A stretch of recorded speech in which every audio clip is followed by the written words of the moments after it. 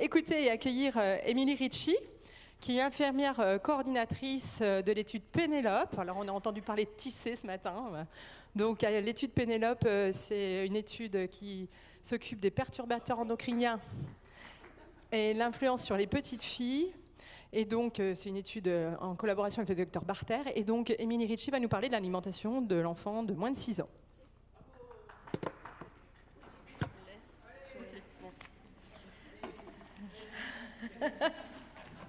Mettez pas la pression déjà.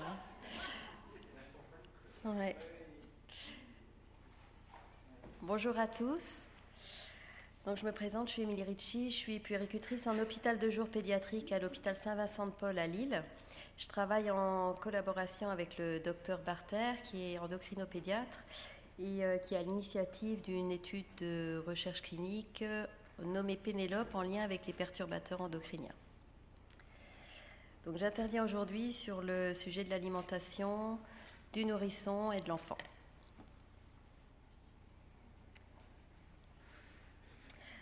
Alors pour commencer, il m'a paru important de partir sur une base théorique. Je vous partage donc les grandes lignes de l'avis concernant la révision des repères alimentaires pour les enfants âgés de 0 à 17 ans, publié par le Haut Conseil de la Santé publique le 3 juin 2020. Cet avis vise à actualiser les recommandations alimentaires afin d'assurer une croissance optimale et un bon état de santé pour les enfants de ces groupes d'âge. Ce sont des principes qui ont déjà été évoqués ce matin pour certains.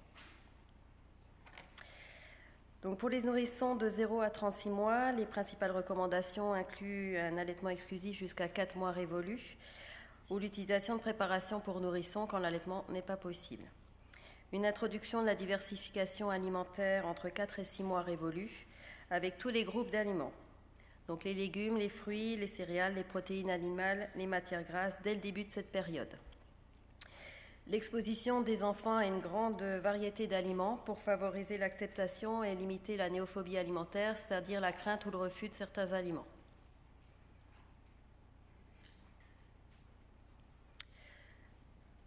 Pour les plus grands, donc les enfants de 3 à 17 ans, les recommandations se concentrent sur une alimentation équilibrée avec des proportions adaptées à l'âge et aux besoins individuels. Par exemple, la consommation d'au moins 5 fruits et légumes par jour en privilégiant la diversité et les formes variées, frais, surgelés, crus ou cuits. Là, je vais faire bondir le docteur Spirou. Et en privilégiant bien sûr une provenance d'origine d'une agriculture biologique. Limiter la consommation des jus de fruits à un verre par jour et en privilégiant les fruits frais pressés, donc sans sucre ajouté. Et encourager à consommer régulièrement des légumineuses et des céréales complètes. Et à modérer l'apport en produits sucrés et en charcuterie. L'importance aussi de structurer le repas, donc être 4 repas par jour, le petit déjeuner, le goûter et le dîner, pour éviter les grignotages. Ces repères alimentaires visent également à tenir compte des facteurs sociaux et économiques en proposant des mesures pour améliorer l'accessibilité physique et économique aux aliments recommandés, particulièrement pour les populations vulnérables. En pratique,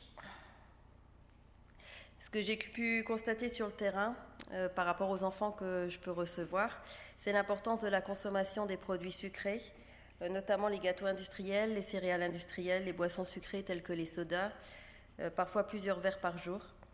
Et j'ai pu observer aussi la consommation de produits contenant des additifs alimentaires tels que les conservateurs, les colorants, les épaississants qu'on a pu évoquer ce matin, notamment dans les plats préparés et les aliments transformés, donc pauvres en fibres, sans réel intérêt nutritionnel et pouvant entraîner un surpoids, voire une obésité. En France, la consommation des plats préparés représente une part significative des habitudes alimentaires. Selon une étude 1K3 de l'Agence nationale de sécurité sanitaire de l'alimentation et de l'environnement du travail, dont les résultats ont été publiés en 2017, environ 70% des aliments consommés par les enfants de 0 à 17 ans proviennent des produits industriels, tandis que seulement 20% fait maison. Donc ces tendances montrent une forte présence des plats préparés dans la routine alimentaire des Français. Voilà, je vous ai fait un petit Une petite diapo sur les phrases que j'ai pu entendre lors des consultations que je peux avoir avec les parents. Donc je croyais qu'une pomme pote c'était une pomme. Ah bon, il faut mâcher. Je pensais que les knackis c'était de la viande. Oui, ma fille mange des produits laitiers, elle mange des crèmes dessert. On peut constater chez les parents, enfin chez certains, qu'il y a un vrai manque d'informations. Donc je vous ai pris l'exemple de la pomme pote. Voilà, donc qui vous montre donc un enfant qui mange son fruit. Donc au niveau du contenu des pommes potes, je pense qu'on a beaucoup de parents à en avoir donné à nos enfants. On peut émettre des réserves sur sa qualité. Il n'y a pas d'informations concernant la provenance des pommes. Sa contenance en nutriments en comparaison aux fruits elles-mêmes est bien en dessous du fruit en lui-même, du fruit cru. Il s'agit d'un produit qui est souvent riche en sucre, dont le contenant en plastique présente un risque de migration des particules. Sachant qu'il y a des enfants qui peuvent en consommer 3-4 par jour. Et que parfois c'est le seul produit qui constitue le fruit, l'apport en fruits dans la journée. Aujourd'hui, on peut constater que la majeure partie des aliments proposés ont un contenant en plastique et qu'il est parfois difficile de trouver une alternative pour certains aliments. Donc je vous ai fait un petit rappel, je vous ai mis les logos des plastiques les plus nocifs entre guillemets. J'ai regardé à titre personnel, j'ai cherché, parfois on a du mal à trouver en fait le petit logo pour savoir de quel plastique il s'agit quand on regarde sur l'emballage alimentaire. Je vous laisserai regarder chez vous regardez chez vous.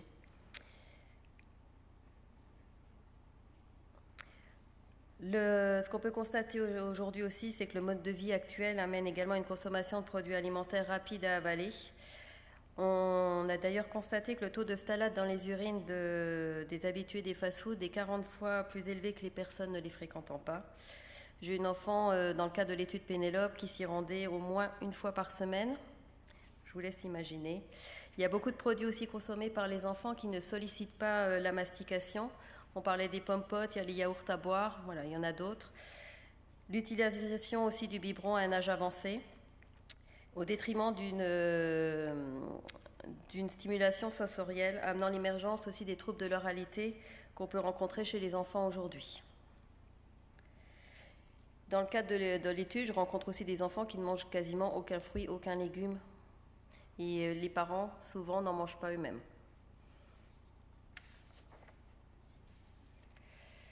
Donc, comment se prémunir aujourd'hui de l'exposition aux perturbateurs endocriniens? Donc, déjà, varier les sources d'approvisionnement alimentaire et consommer des produits biologiques autant que possible pour réduire donc l'exposition aux pesticides. Acheter local, acheter des fruits de saison. Les fraises en février, c'est pas possible. Les perturbateurs endocriniens, on peut en trouver dans divers produits alimentaires en raison de la contamination environnementale, les viandes, les volailles, les œufs et les produits laitiers. Les fruits et légumes céréales non bio comportent souvent des résidus de pesticides qui peuvent agir comme des perturbateurs endocriniens. Donc dans ce que je peux préconiser, c'est déjà de laver et éplucher les fruits et légumes avant de les consommer. Il y a certains procédés de cuisson dont on a pu parler ce matin aussi, comme la friture des pommes de terre, peuvent produire de l'acrylamide, donc une substance chimique qui est préoccupante. Utiliser aussi des contenants en verre pour conserver et réchauffer les aliments afin de minimiser les migrations des perturbateurs endocriniens des plastiques vers les aliments. Des gourdes en inox, des biberons en verre pour les bébés. Je conseille aussi les boîtes à goûter en inox quand c'est plus possible. Au niveau des emballages alimentaires, ça libère des perturbateurs endocriniens tels que les phtalates et le bisphénol A, surtout lorsque les aliments sont réchauffés dans ces contenants.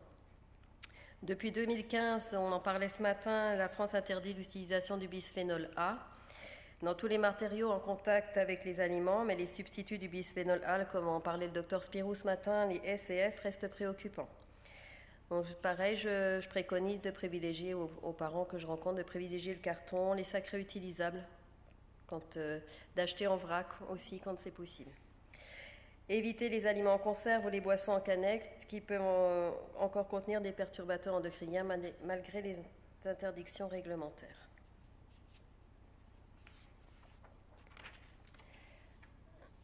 Alors ici, donc on parlait du bio ce matin. Je vous présente une étude, il s'agit d'une étude interventionnelle qui a permis d'étudier les bénéfices de l'alimentation biologique et l'élimination rapide de certains perturbateurs endocriniens. Pour ce faire, ils ont choisi un échantillon de 4 familles américaines qui ont consommé des produits classiques issus de la grande distribution pendant 5 jours. Sur ces 5 jours, un recueil de plusieurs échantillons d'urine a été effectué pour chaque participant. Et ensuite, de J6 à J11, les familles ont consommé des produits biologiques certifiés et ils ont refait à l'issue un nouvel échantillonnage d'urine. Donc voilà les résultats. On s'aperçoit qu'il y a une nette diminution des polluants dans les urines. Donc c'est les taux en bleu avant et les taux en vert après. Et voire certains qui ont disparu en ayant une alimentation biologique. Il est vrai que tant que nous sommes soumis à une exposition permanente, notre corps véhicule sans arrêt des polluants et il est en quelque sorte débordé malgré ses capacités d'élimination.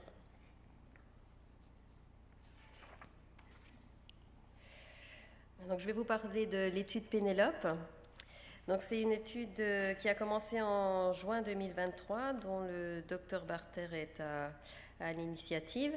Donc, elle s'adresse aux petites filles qui présentent une poussée mammaire apparue entre 6 et 8 ans. Elle a pour but de faire le lien entre une puberté précoce et l'exposition aux perturbateurs endocriniens environnementaux. Les moyens, les petites filles viennent en hospitalisation en ambulatoire une journée à 3 mois d'intervalle. Et ensuite, le docteur Barser les reçoit pour une consultation médicale tous les 3 mois jusqu'aux 8 ans et demi de l'enfant. Donc, comme je vous disais, l'étude elle a commencé en juin 2023. On a déjà inclus 18 patientes. Le but étant d'en inclure une cinquantaine sur 2 à 3 ans. Donc, pour ce faire, au niveau de l'hospitalisation, les enfants ont divers examens sur la journée. Il y a un premier examen clinique avec une cotation de Tanner, donc, où on mesure la poitrine, la pilosité axillaire, pilosité pubienne.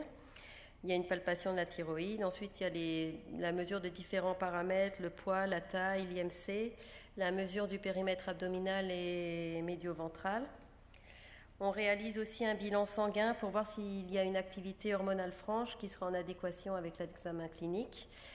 C'est-à-dire, le docteur Barter les voit avant et ensuite on a les résultats après. On réalise aussi un test LHRH. Il s'agit d'une stimulation de l'hypophyse par la gonadolibérine ou le LHRH. En fait, il permet d'évaluer la réserve hypophysaire en FSH et en LH et en sous-unité alpha des gonadotrophines, ayant pour finalité de savoir s'il y a une activité au niveau central d'activer. En clair, on cherche à savoir si la puberté elle est d'origine centrale ou si elle est due à des facteurs extérieurs. L'étude aussi effectue une recherche en épigénétique. Donc on veut voir si l'action des polluants tels que les perturbateurs endocriniens dès le développement du fœtus dans l'utérus pourrait avoir des conséquences pathologiques à l'âge adulte et aussi sur les générations à venir. Car les modifications épigénétiques acquises durant la gestation peuvent se transmettre aux générations suivantes. L'hygiène de vie pourrait empêcher des gènes nocifs héréditaires et les perturbateurs endocriniens modifient la programmation hormonale des cellules de notre corps. On effectue aussi une radio d'âge osseux qui est un marqueur aussi du niveau d'imprégnation hormonale.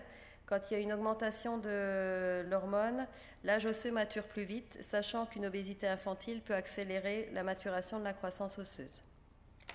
On réalise également une IRM pelvienne pour voir les signes d'imprégnation en œstrogène au niveau de l'utérus. On va aussi rechercher une masse au niveau de l'ovaire. Au niveau de la glande mammaire, on recherche des particularités dans leur développement. Au niveau du tissu graisseux abdominal et hépatique, sachant que certains perturbateurs endocriniens se stockent dans la graisse, ils stimulent un développement anormal de la graisse, et cependant même la vie fœtale.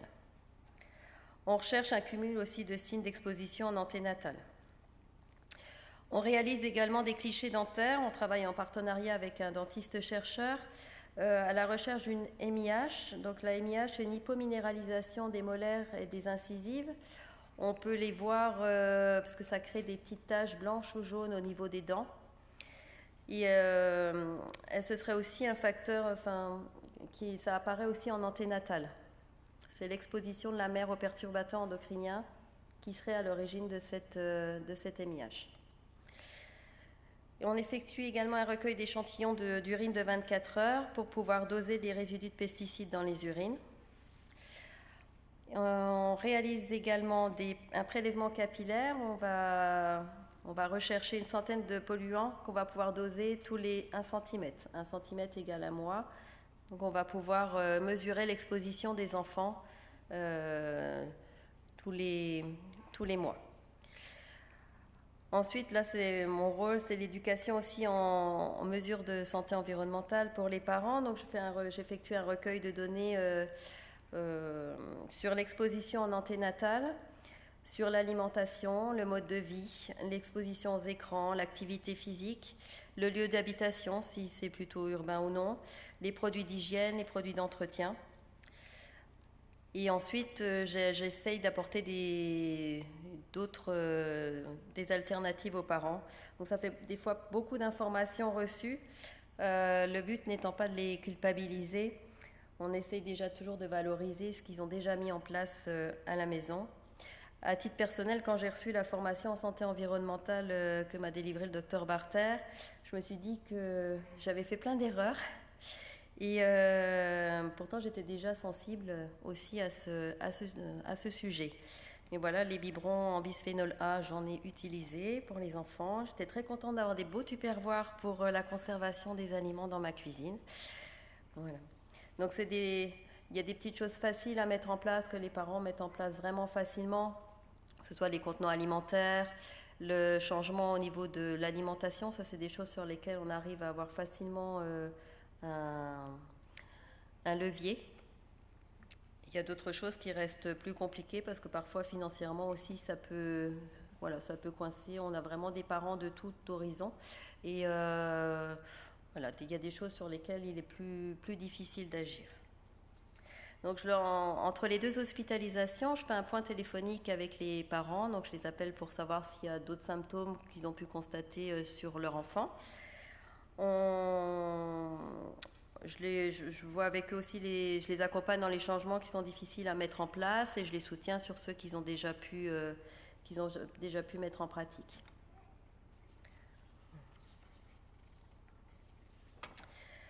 Au niveau du GHICL, donc de l'hôpital Saint-Vincent-de-Paul, ils ont vous pouvez retrouver le lien, donc ça s'appelle www.lesperturbateursendocriniens-ma-maison.com.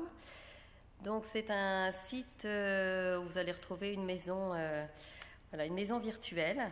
Je m'en sers pas mal en support quand je fais l'éducation en santé environnementale avec les parents. C'est assez ludique, de ce fait même les enfants peuvent regarder. Et vous allez retrouver donc ici un petit descriptif sur les perturbateurs endocriniens. Et vous avez toutes les pièces de la maison. Et par pièce, vous pouvez naviguer en fait sur chaque élément. Vous allez retrouver par exemple, là on voit c'est la cuisine, on parle de la vaisselle et on parlait des poêles anti-adhésives ce matin, voilà, des bouilloires, des robots mixeurs en plastique, etc., des moules en silicone. Voilà, c'est assez ludique. Et ici, on a présenté les premiers résultats sur un échantillon de 12 patients, les premiers résultats de l'étude. Donc, c'est vraiment, on est au tout début. C'était vraiment pour vous faire un petit retour, en fait, de l'étude actuellement. Ce qu'on peut constater, c'est que 100% des patientes ont diminué leur exposition aux perturbateurs endocriniens. Donc ça, c'est plutôt positif. Et pour la majorité des patientes, on a pu constater une diminution, voire une diminution de la poussée mammaire. Je vais vous montrer ici. Voilà, on a pu faire aussi un lien avec les IMC. On a des patientes, les IMC des patientes qui ont soit stabilisé ou diminué sur un court terme, alors qu'en même temps, les temps de sport et d'écran n'ont pas beaucoup changé, ce qui semblerait démontrer que la diminution d'exposition aux perturbateurs endocriniens aurait un impact aussi sur l'IMC. Voilà, et au niveau des symptômes, c'est vrai qu'on peut constater qu'il y a une diminution, voire une disparition de la poussée mammaire chez 2/3 d'entre elles. Dans un deuxième temps, donc là on est vraiment au tout début des résultats, on pourra les corréler avec les résultats toxicologiques sur les urines et les cheveux qui ont été prélevés. Ce que j'ai pu constater en pratique, c'est ce que je vous disais tout à l'heure, plus de facilité pour des changements rapides au niveau de l'alimentation, aussi les produits d'entretien et les produits d'hygiène. Voilà.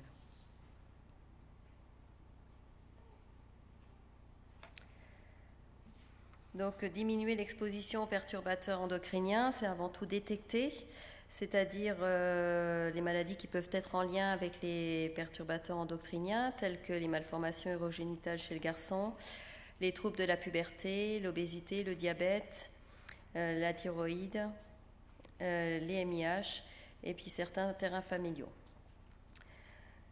C'est aussi prévenir. Là, chez les patients de l'étude Pénélope, c'est des symptômes qui se voient, qui sont visibles via la poussée mammaire. Donc, c'est important, on disait, de prévenir, informer et réglementer, protéger. Plus on agit tôt, plus on prévient les risques. Il convient de pouvoir aussi changer le mode de vie de façon durable. Donc, mesurer l'exposition via les questionnaires, pouvoir doser aussi les perturbateurs endocriniens, notamment via les études de recherche clinique, et pouvoir évaluer les effets des changements. Et donc, soigner, c'est aussi diminuer le risque d'apparition d'autres maladies environnementales, influencer l'évolution naturelle de la maladie. Donc voilà, c'est pouvoir innover. Et je conclurai que on devient ce qu'on mange. Voilà.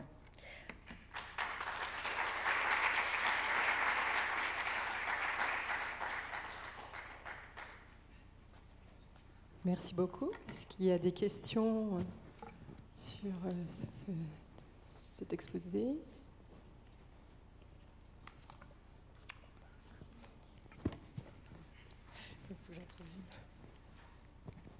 Burel-Rouen. Est-ce qu'il y a un suivi, parce que c'est un sujet que je ne connais pas bien du tout, la puberté précoce, est-ce qu'il y a un suivi aussi des jeunes demoiselles du même âge qui ont une puberté précoce et qui ne bénéficient pas, je dirais, de ces conseils environnementaux? Est-ce que c'est mis en parallèle? Et question qui va avec, est-ce que vous avez... Comment dirais-je, parce que c'est beaucoup basé sur des questionnaires en dehors des mesures. Est-ce que vous avez... Donc vous disiez que 100% des 12 avaient changé leur comportement. Et donc, comment vous faites, à part le questionnaire déclaratif, comment vous faites pour objectiver tout ça? Donc, voilà, c'est ce que je vous disais tout à l'heure. Là, on est vraiment aux prémices au niveau des résultats. C'était juste pour vous faire un retour. Effectivement, pour l'instant, on disait 100% des patientes ont diminué leur exposition. Après, je le mets aussi en corrélation avec les 2/3 des patientes qui ont quand même diminué au niveau du symptôme de la poussée mammaire. Il y a une disparition, une stagnation de la poussée. Donc, déjà à l'examen clinique et via les résultats de l'IRM, on constate quand même une diminution des signes. Voilà, c'est ça. Donc, il y a des IRM qui vont être effectués aussi, c'est en cours de développement. J'ai des petites filles qui ne présentent pas forcément une puberté précoce, qui vont réaliser une IRM pelvienne pour voir effectivement au niveau de la glande mammaire. Ah.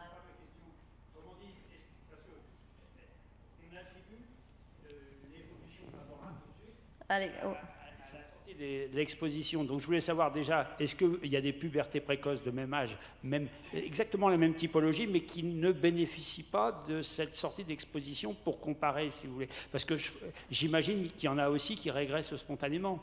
Et oui. Donc c'est pour ça que c'est ça ma question. Mais ça, c'est le docteur Barter qui les reçoit en consultation. Avant de commencer l'étude, on en avait quand même qui venaient consulter là, au niveau de l'hôpital de jour pédiatrique pour qu'on faisait voilà, certains examens aussi. On parlait du test LHRH. On faisait déjà des recherches pour voir si la puberté précoce elle était d'origine centrale ou non. Il y avait déjà des examens d'effectuer avant même le début de l'étude Pénélope. C'est ça. Je voulais savoir par rapport au recrutement, comment vous recrutiez. Et si dans votre questionnaire, vous aviez des questions sur le mode de vie de la maman avant la conception. Oui. Et puis, si c'était pas trop difficile de faire accepter la prise de sang aux petites filles. Et pourquoi une IRM pelvienne plutôt qu'une écho? C'est peut-être trop technique. Alors, pas de radiologue. Au niveau le docteur Barter pour les petites filles, elle les reçoit donc soit à son cabinet, soit à l'hôpital. Donc c'est la poussée mammaire qui amène, et puis en général aussi l'apparition de la pilosité assez précoce qui amène les parents à consulter un endocrinopédiatre. Donc c'est ce qui les fait entrer en fait au niveau de l'étude. Je ne sais plus ce que vous m'avez dit. Le questionnaire. Le questionnaire. Il y a quelques questions. Les questions du questionnaire, elles sont plus basées sur pendant la grossesse. Voilà, pas forcément en anténatal. Et la dernière, l'IRM plutôt que l'écho. Alors ça, c'est d'ordre médical. C'est une question auquel je ne pourrais pas vous répondre actuellement. Au niveau de la prise de sang. Pour l'acceptation de la prise de sang chez les petites filles, même chez les parents, parce qu'au départ, c'est beaucoup d'examens quand même pour les enfants. J'appelle les parents une fois pour programmer l'hospitalisation et quelques jours avant l'hôpital de jour pour rassurer, pour mettre en confiance. On utilise la crème EMLA, il y a le protoxyde d'azote aussi. Donc en général, ça se passe vraiment, vraiment bien. Voilà. Merci. Pour répondre à ta question sur l'IRM ou le Christophe Thibault, généraliste dans le nord de Lyon, pour répondre à ta question sur l'écho ou l'IRM, je pense que c'est une traçabilité. L'écho, c'est personne dépendant, on va dire, et puis tu ne peux pas non plus faire des mesures qui soient exactes. Les photos ne sont pas des photos ou des films de la totalité de l'examen, alors que l'IRM, les coupes sont gardables, réinterprétables et révisables. Donc je pense que c'est pour ça.